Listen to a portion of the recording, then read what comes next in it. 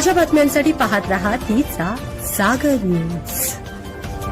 अजितदादांच्या अपघातापूर्वी बारामती विमानतळाची झालेली रेकी, रोहित पवारांच्या दाव्याने खळबळ, त्याबाबतच्या चौकशीचीही केली मागणी।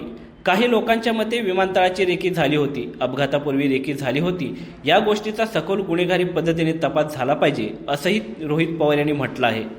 संपूर्ण बातमी जाणून घ्यायची आहे तर आत्ताच तिचा जागर न्यूजला सबस्क्राईब करा। तुमच्यापर्यंत पोहोचवतो प्रत्येक मोठी अपडेट सर्वात आधी।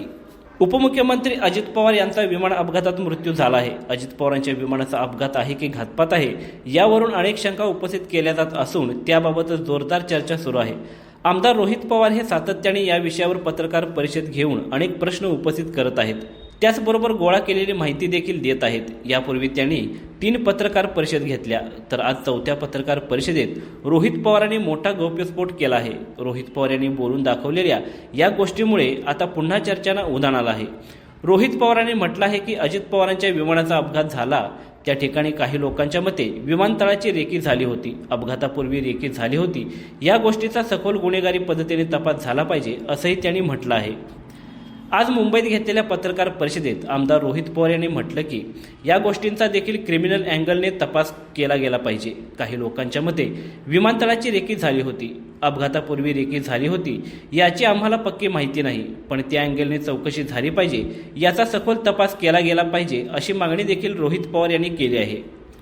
दावोस दौऱ्यातील विमानाचा प्रवास आणि नियमांचे उल्लंघन केल्याबद्दल तत्कालीन मुख्यमंत्री एकनाथ शिंदे यांचं विमान पाडण्याचा इशारा इराण आणि इराकने दिला होता, असा अत्यंत गंभीर आणि खळबळजनक आरोप आमदार रोहित पवार यांनी केला आहे। DGCA अहवालानंतर रोहित पवारांनी अनेक आरोपांची फैरी झाडली आहेत। रोहित पवार यांच्या माहितीनुसार 16 ते 20 जानेवारी 2023 दरम्यान एकनाथ शिंदे साहेब दावोसला गेले होते। आंतरराष्ट्रीय प्रवासात फ्लाईट प्लॅन द्यावा लागतो आणि इतर देशांची परवानगी घ्यावी लागते। बिना परवानगी जर विमान त्या देशामध्ये गेलं तर ते विमान पाडलंही जाऊ शकतं आणि तसंच काहीतरी एकनाथ शिंदे साहेबांच्या बाबतीत घडलं असा दावा त्यांनी केला आहे। विमानात इंधन भरल्यानंतर ते झुरिकला जात असताना इराणच्या हद्दीतून गेले। इराणने सांगितलं होतं, तुम्ही जर आत्ताच्या आत्ता नाही वळला तर तुमचं विमान आम्ही पाडू। त्यावेळी या विमानात स्वतः एकनाथ शिंदे आणि इतर काही अधिकारी बसले होते। इराणने हटकल्यानंतर विमान इराकच्या बाजूला गेले, पण इराकने सुद्धा हेच केलं असे ते म्हणाले। शेवटी कोणतीही परवानगी नसल्याने परत ते विमानाला आणलं गेलं आणि सगळ्या परमिशन तिथे घेतल्या आणि मग झुरिकला तिथे गेलं असे रोहित पवार म्हणाले। या घटनेचा संदर्भ देत पवार म्हणाले, VSR या कंपनीवर तुम्ही विश्वास ठेवू नका। कधी काय होईल आणि कधी काय केले जाईल हे कोणाला सांगता येत नाही।